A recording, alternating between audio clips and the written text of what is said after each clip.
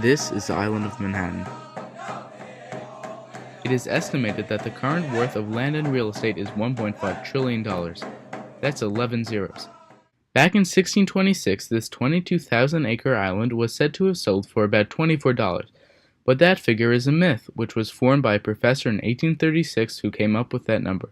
This, however, has not been calculated in accordance with inflation. Further, that answer lacks the current knowledge of worth of the products that they traded. Trying to find the true side of the story is a complex endeavor due to the numerous stories that have been passed down, as well as the different names of groups that are thought to have been living in the area. The Europeans first found the land through Henry Hudson on September 12th in 1609 as he sailed into the New York harbor. Though we don't know completely, it is believed the inhabitants of the land at that time were the Weequahics, who were living on the island for a few thousand years. The island had a vast biodiversity and had 85 different species of fish that were hunted by the Lenape. This land was a prized piece of land that had so much to offer. In their mythology, this island was formed on the back of a turtle, which was thought to be made by all the animals of North America that piled up land. The island was called Turtle Island and later called Manhattan.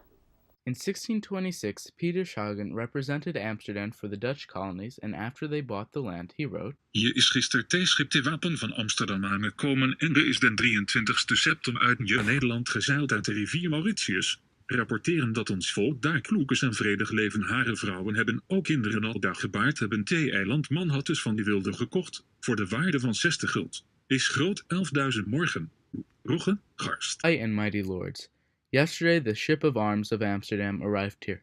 It sailed from New Netherland out of the river Martinus on the 23rd of September. They report that our people are in good spirit and live in peace. They have purchased the island Manhattanus from the Indians for the value of 60 guilders. It is 11,000 morgens in size. Adjusted for inflation, this is roughly $2,300. This is far different from the $24 that we normally hear. Chances are that the Canarsies did not receive beads. They received steel axes, steel knives, guns, and brightly dyed wool blankets from the Dutch. The Wampanoags had small tensions with many of their neighboring tribes, including the Canarsie, the Rockaway, and the Hackensack, which were subgroups of the Lenni Lenape. The Dutch bought Manhattan from the Canarsie, who did not live there but in present-day Long Island.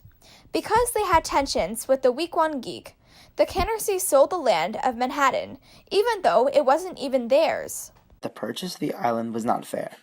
The Carnesi, who did not own or have right to the land, still made out well, as they sold the land to the Dutch, who underpaid substantially. The Weequahics rightfully owned the land and should have traded with the Dutch, instead of the Carneses. They weren't pleased that it was sold without their consent, so they fought the Dutch continuously and hoped to gain the land back.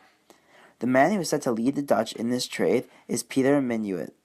Peter Minuit was described as a large man with coarse manner and helped establish the fur trade in the Manhattan region.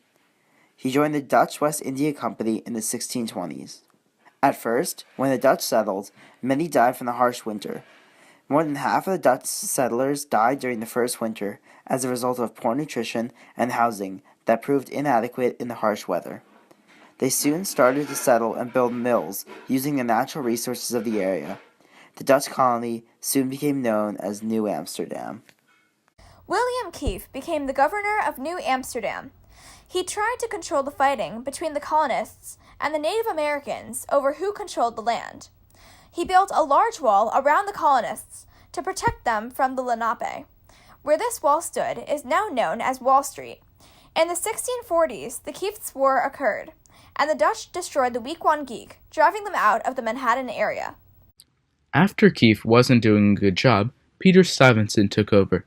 He made peace with neighboring tribes even though they were fighting over furs. He also tried to ban Lutherans, Jews, and Quakers. While he was still in power, thousands of soldiers aboard English ships came over and seized the land. The Duke of York controlled the land as a gift from his brother, King Charles II. The name changed from New Amsterdam to New York.